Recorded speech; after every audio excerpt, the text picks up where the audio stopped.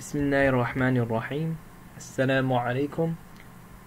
So, in class, by the end of class, around there, Sheikh ended up going over an ayah with us that I think you can find in Arabic Tutor, page 172, and it goes, كَم مِّن فِئَةٍ قَلِيلَةٍ غَلَبَتْ فِئَةً كَثِيرَةً بِإِذْنِ اللَّهِ.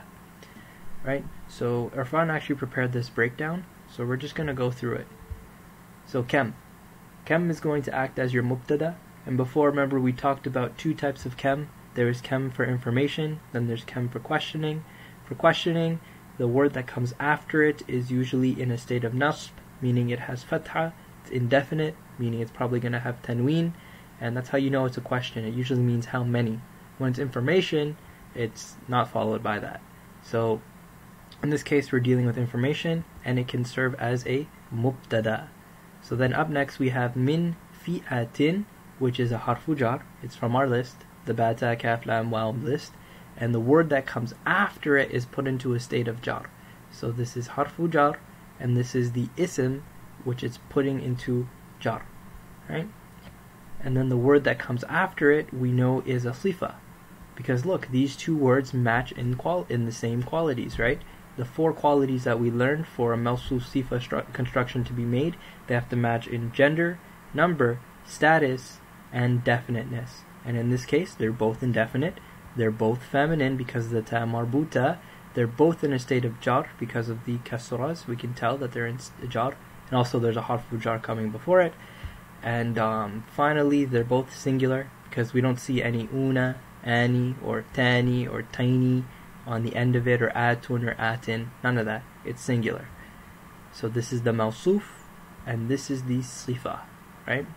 And then up next we have ghalabat, which is a verb that's in third person, feminine, singular, right? So it'd be ghalaba, ghalaba, ghalabu, ghalabat. And we know in a verbal construction, there's usually three parts. There's the verb, there's the doer, and then sometimes, or sometimes there's not, the object that's acting on. So we know the doer within it is implicit, and that's hiya, which is represented here by the ta, so ghalabat. And then fi'atan, we know is the object it's acting on, right? This is the maf'ul, and and we can tell because it's coming after a verb, and it's in a state of nasb. And then we can see here that kathiratan is acting as another sifa to this. So this is our mawsuf, and then this is a sifa. We can tell that because they match in qualities, just like over here, right? In 4. So they match in feminineness, which is known by the ta marbuta. They match in being in a state of nasb because of the fathas. They're both indefinite because they have tanween. And finally, they're both singular because they don't have any tani, tiny, atun, atin, una, ina on the ending. They're singular. And then over here, we find B, which is a harfu jar, and it's affecting idni, right? So it's from our list, ba, it's the very first one, ba, ta, kaf, lam, ba, very first one. It's affecting idni. And then idni is acting as a mudaf, and Allah is acting as the mudaf ilayhi to it.